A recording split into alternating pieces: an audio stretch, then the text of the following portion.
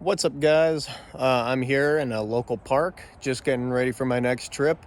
I have one client for the Fisher Chimneys on Shuckson, and then we're going straight on to the North Ridge of Baker. So it's a 6-day trip with a little break going back into town in the middle there. We're going to start on the Fishers for 3 days and then end with the North Ridge for 3 days. And I thought it would be fun to make a video about how I set myself up for these multi-trips right in a row from each other. Just going to lay out all my gear. I'm going to start with like some of the more camping stuff that's going to be with me throughout the whole 6 days, and then I'll move into the technical stuff. I'm not really going to talk about food on this trip, just because that's different for everyone, and ultimately all I do is I have my food in my backpack for the first 3 days, and then I'll have my food set aside for the next 3 days, so all I have to do is dump it in my pack. So that's pretty simple. All right, so first thing I'll talk about is my pack. This is a Black Diamond Mission 45. I'm just going to use the same pack for both mountains. A lot of times on the Fisher Chimneys, I'll use a more climbing-oriented pack, like my Blue Ice Warthog 45. But this way I don't have to switch around with packs too much going to the North Ridge of Baker. And this is a bit more of something that I'll use for the North Ridge, just because it holds a bit more and the support system is a bit more supportive. So yeah, to avoid the pain of switching around with packs, I'm just going to use this one. It's 45 liters, so it holds quite a bit. This may be its last year. It's starting to delaminate and stuff. It's a bit older. All right, other camping stuff. I got my waste system right here. This is just toilet paper that I rolled up. I got hand sanitizer in there, and this is enough for the 6 days. And as far as WAG bags, since I use these biohazard bags, I have 6 of them. As a general rule of thumb, I'll just bring out 1 per day. On most trips, I only use, less than, I have 1 left over. So it'll be like 5-day trip, I come out with 4, and they weigh nothing. So I'm just gonna put all of them in the bottom of my pack, and then that way I don't have to worry about restocking any of that on my one night in town. My classic bowl and spoon, I just bring these out. This will be with me the whole 6 days. This is made by Squishy Bowl. Every now and again I get asked about it because it can just squish down and then it'll pop up. But that's all I bring for personal cooking stuff. Along with the cooking stuff, I have my Jetboil right there. It's just me and one other guy, so we can get away with this small pot, the 0.7 liter, and there's running water everywhere. I have a Primus fuel thing right there. Probably gonna just have 1 of those per 3 days, and that'll be provided to me by the service. I just have 1 of those there for representative measures. Down here is a medical kit, just the usual stuff. Here's my sleeping pad I've been rolling with lately. This is actually a 3/4 length pad. And I just go through hiker style, where I have that for my upper body, and then I put my backpack underneath my legs. It's been working out. It's a little bit less material to carry. And then I can also use my rope under my head as kind of like a pillow type thing, or under my legs for a bit more spacing. So that's just something I've been liking more. It's not something I'll do with snow, but we're not sleeping on snow at any point in this trip. All the campsites are melted out. Ursack, this is required by North Cascades National Park. It's been required for quite a while now. And then this is just this year started to be required in Mount Baker Snoqualmie National Forest. I've pretty much just always had this in my pack all through the summer, and it's not going to change now. So just a little food storage container, helps keep the mice out of my tent, that's for sure. Dromedary bag. This actually, I guess, could be considered with all the kitchen stuff, but this is just like a 4-liter bag. Again, there's only 2 of us, so this will be enough for 2 people. I really like these MSR ones. Drom Dry. And I have a 4-liter, I have an 8-liter, a 10-liter, for different group sizes.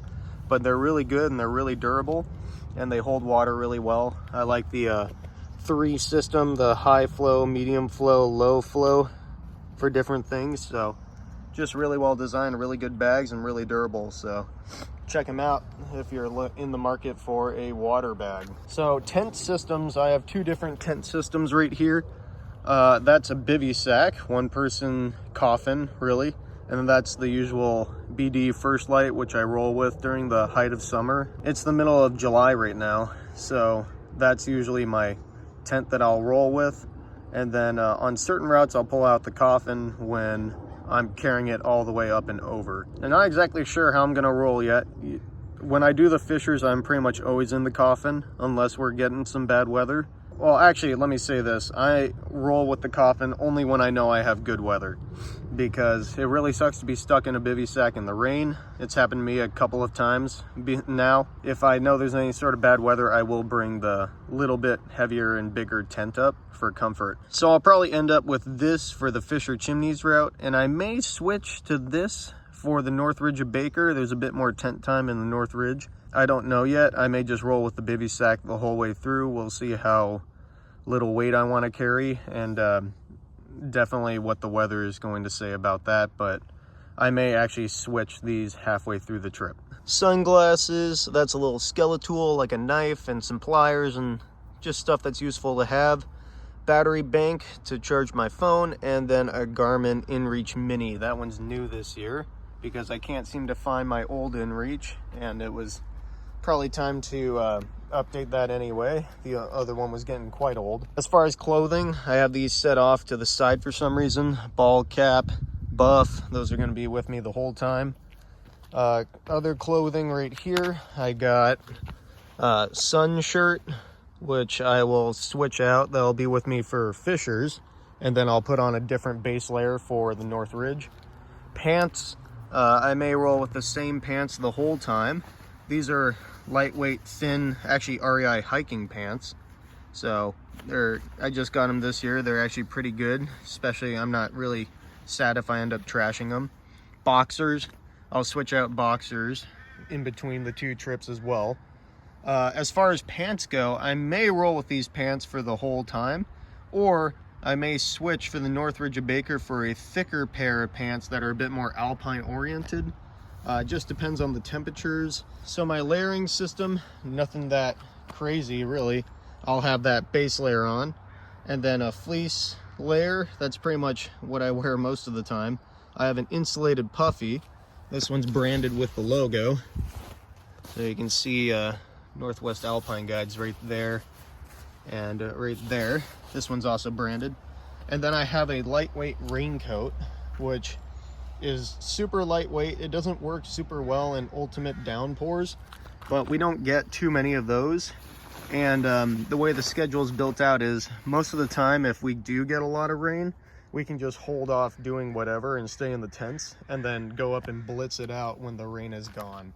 So this raincoat is more for wind protection. I think I brought it out in the last 3 trips and haven't worn it once. You may notice how I don't have rain pants in here. And I do have rain pants in my car. If we're getting bad weather, I'll bring them up with me. But this time of year, I don't really bring rain pants out. Again, like since I'm doing all these technical routes, if there is rain, then I'll probably, well, we'll all probably be hanging out in the tents waiting out the storm.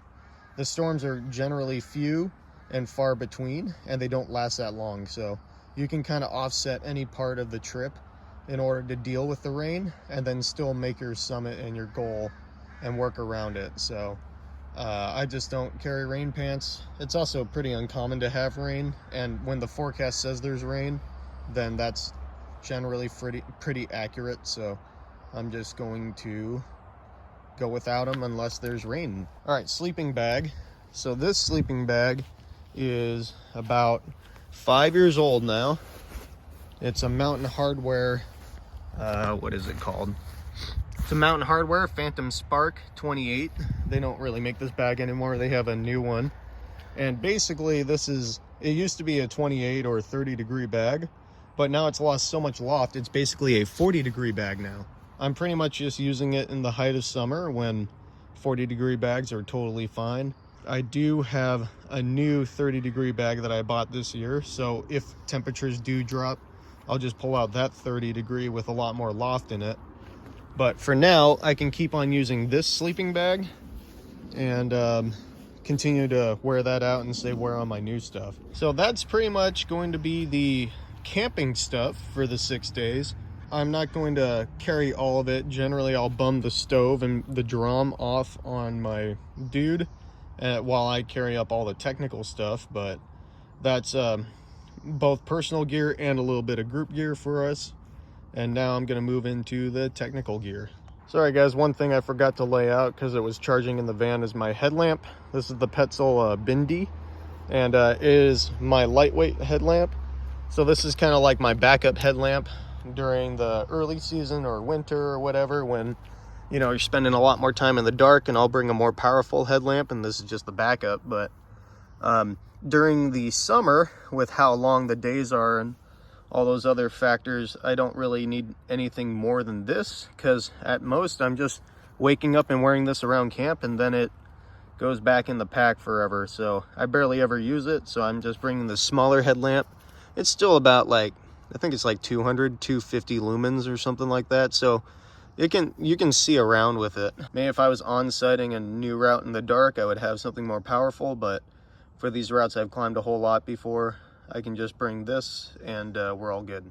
All right, so the technical gear. So I kind of have it laid out like one side versus the other. There are a few things, or actually a fair amount of things, that are going to be used for all 6 days, but then other things that I'm going to switch out.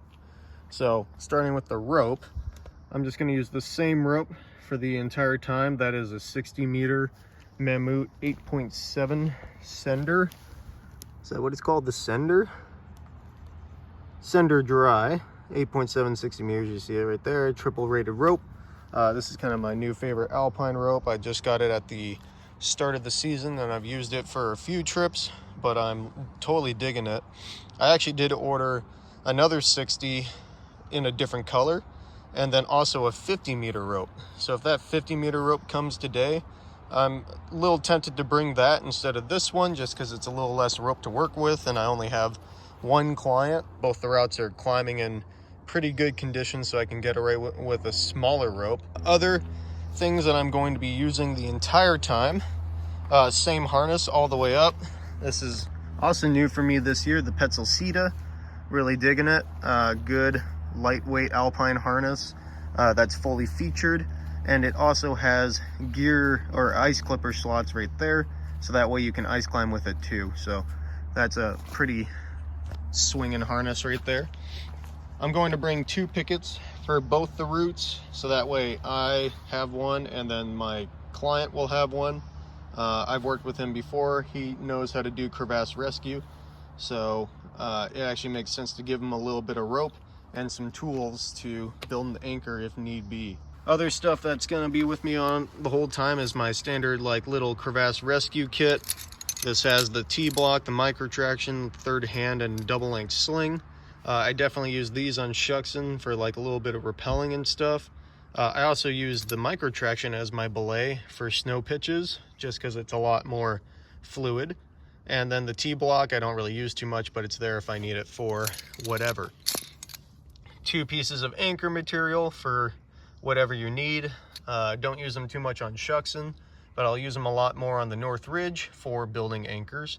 So those are there. I'm traveling with 4 HMS Blue Camp Nitro carabiners. They're lightweight, the gate action is pretty good, and then this basket thing is also nice. That's a new set this year because I kind of wore out the old set. DMM pivot belay device, nice and worn in, just the way I like it.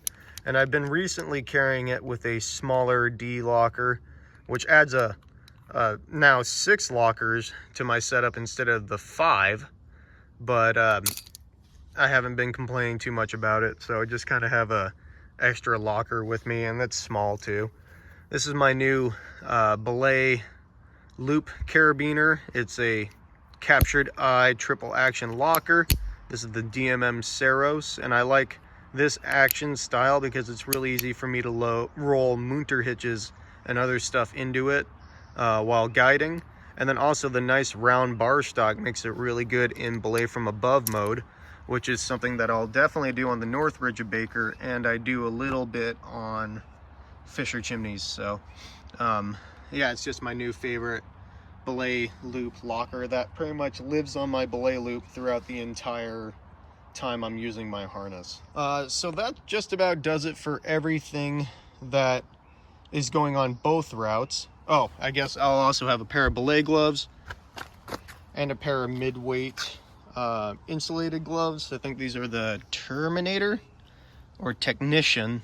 Kind of forget the name, but they're just like mid-weight black diamond glove. And I only bring about, I'll definitely bring these two for the for Fisher Chimneys because it's a lot more dry rope work. I may leave these out for the Northridge of Baker and just roll with one pair of gloves.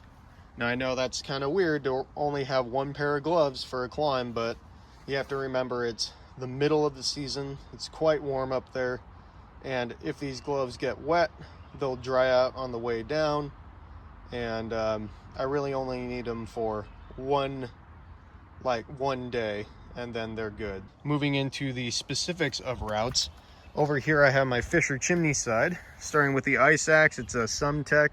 I'm going with the hammer version because my last 2 times I've been up there, I haven't really needed an adze at all. Up here, I'm going to have my standard Shuxen rack, really, a 0.4, 5, 751, and 2 right there, and 2 Alpine draws. And you see how I have them broken down into basically the bare elements. That's because I don't really use them as Alpine draws as much as use the materials for whatever I want. I also have 2 ice screws right here.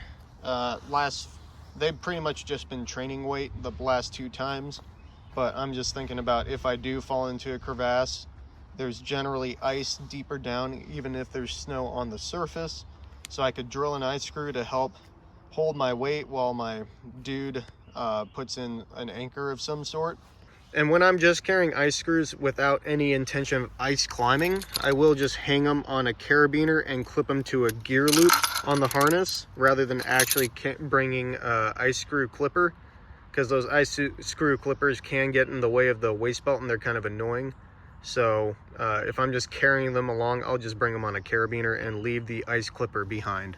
I'm going to roll with this setup right here. These are my a few new Scarpa boots that I got. I kind of forget the name of this boot, but it's supposed to be their lowest weight mountaineering boot. And so just with the amount of snow climbing that we have, as well as the warm temperatures, I'm going to bring these out instead of a more 3/4 shank style boot. These things still have stiffness. They're about 3/4 shank and they have that clip in the back, but they're just more lightweight. And I have a pair of lightweight Darn Tough socks to go with that.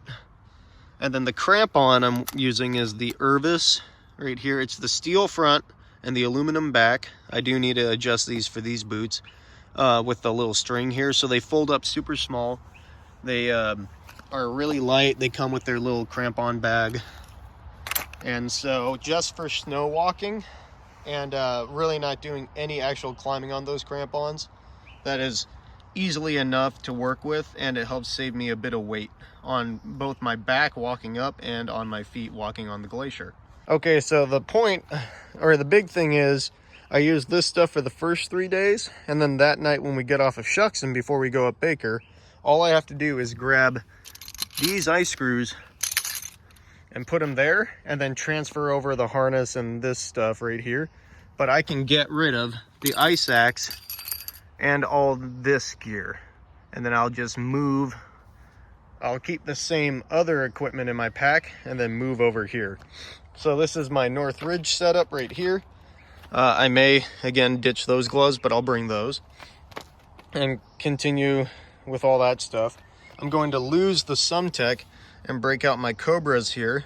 Of course, those are quite expensive, so I don't want to drop them. So I will bring tether. This is like the older style tether, and I'll use this just for the actual climbing section. Yeah, I've almost dropped a tool without leashes before on that route, and I really don't want to have to deal with that. And I often will get my clients to use a tether as well, or make one, so that way they don't drop their tools. Up here, the Northridge rack is a bit wider, or more extensive, you may say, than the Shuxen rack. Ice clippers, these are the ones I use. They're sleek, they're simple. This is the one I give to my client because it can fit on any harness, and I just give them one for their cleaning. So I got the 3 clippers. The gear down here, So my standard rack for Northridge is actually 8 ice screws. Now that may be a lot, and maybe if I was just climbing it with friends, we would only bring like 6 or something, but what I find is I do a lot of 3 ice screw anchors on the Northridge. You know, sometimes the ice is kind of weird, or the screws themselves aren't that amazing, so I just want to have a little bit of backup. And at the height of what you use, you can have like a 2 screw anchor below, place 2 screws on the pitch and 2 above, and so that's 6 ice screws right there, which is the bare minimum. But if you're not happy with one of those screws, or if you're doing a 3 screw anchor or a more hanging stance with 2 clients, it's you're getting pretty tight on materials. So I'll bring 8 ice screws, and that works well for me. And then as far as quick draws, I bring 6 quick draws, 4 of these sport ones, 2 alpine. I don't really tend to use alpine draws fully extended out, so I can save a bit of weight with these more lightweight Black Diamond quick draws. As far as the length of screws, I bring 4 13s, 2 16s right here, and then a 19 and a 21. And so essentially what I do is these 4 are kind of for the leading, protecting the lead, and then I have 19 and a 16 and a 21 and a 16 for anchors. So that's how I generally do it. I can always use one of these as a 3rd piece in one of those anchors as well. I'm totally fine with that. So that's just the system that works for me. Boots now. So I got a more burly pair of boots. I'm gonna put all these names in the bottom because for some reason I can't remember them, but these are the fancy ones, the 1.5 Scarpa boots. I have a slightly longer, basically same thickness, but longer pair of ski socks here just to accommodate the gaiter going up the boot. And then those are going to be paired with these crampons, which are a bit of a hodgepodge of, this is actually the Lynx crampon back. Here, let me take them apart. There we go. This should be easier to see now. So the back of this is actually the Lynx, and the front is a Sarkin front point. And so a big thing about Petzl crampons is they are modular. So you can buy like an Irvis crampon and then the Dart front point or the Sarkin front point, and then they all use the same back. The difference is with the Lynx, I think the Lynx is really only designed to work with its specific front point or front plate, because this bar is a little bit bigger to fit, a little bit bigger than where it wants to fit into these slots. So I can't really recommend doing this setup to anyone. And really what I'd like to do is just buy a pair of Lynx crampons in the future, and then I have like a low-tech pair of crampons, and then stick these Sarkins on. But I just haven't done that yet, and this connection seems to be pretty steady. It's just fatter, so there's no real issue with it, but I won't sit here and recommend it for people to do it. I really like the Sarkin front points because they're vertical front points. They dig in pretty well. The secondary points are really nice, and Petzl crampons in general are just really good. So I'm slowly switching to using Petzl crampons versus my old BD crampons. And when I have them packed in my pack, I won't bring the little crampon bag. I'll just fold them up and put them in the crampon pocket of the backpack right here. That's pretty much it right there. So the idea is, you know, I have the gear that I can use throughout the whole 6 days, and then switch just the gear I need for specific routes, which ultimately comes down to technical equipment. All of the soft goods, clothing, jackets, sleeping bags, whatever, can all be the same. So this is kind of like the key to being efficient when you're doing multiple trips in a row, is just figure out what you can use throughout the entire time, and then only switch out what you need. Oh yeah, also this is the helmet I'm bringing, Black Diamond Vapor, I think. It's seen better days, but it still is in good shape for being a helmet, and I'm just wearing this the whole time. I can't believe I've left it out of the pile right there.